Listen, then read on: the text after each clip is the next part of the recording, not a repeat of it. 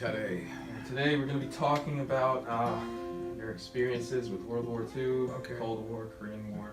Alright. And I'll be asking you a few questions. So let's set up the other camera in a moment, but I'm going to start recording with this one. Okay. Let's get it started. Alright, good deal. My name is John A. Lombardi, and I was born in Massachusetts, right at before the Second World War started.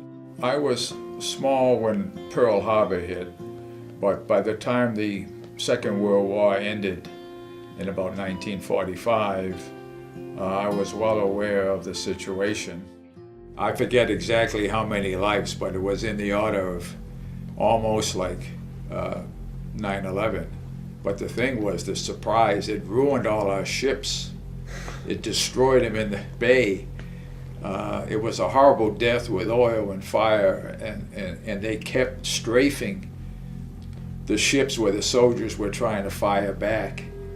They had planned their torpedoes so they would bounce sometimes off the water and hit the ship. They knew enough to hit and let them bounce, because otherwise they were afraid they were going to hit bottom.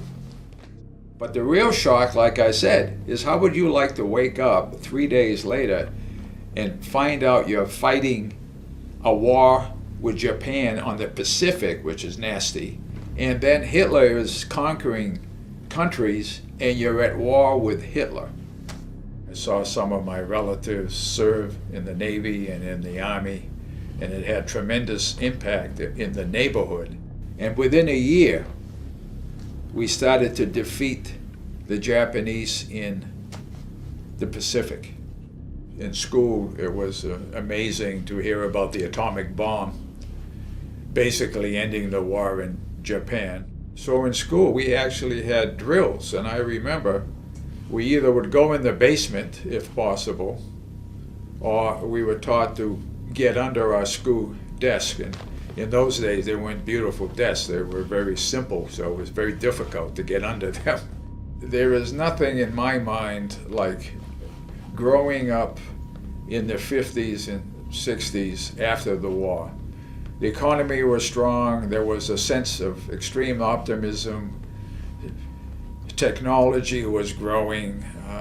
Everything was working in our favor. The United States became very, very powerful and influential. Nowadays, we obviously have problems. I think our way of life is a little bit too complicated.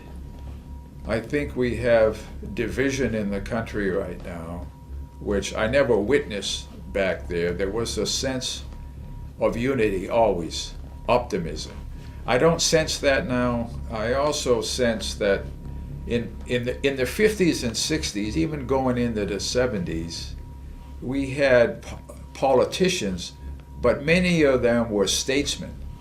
Now, I feel we have a lot more politicians and few statesmen.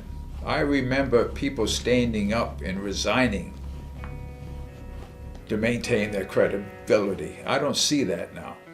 There is an air of optimism still remaining. We are the most powerful country.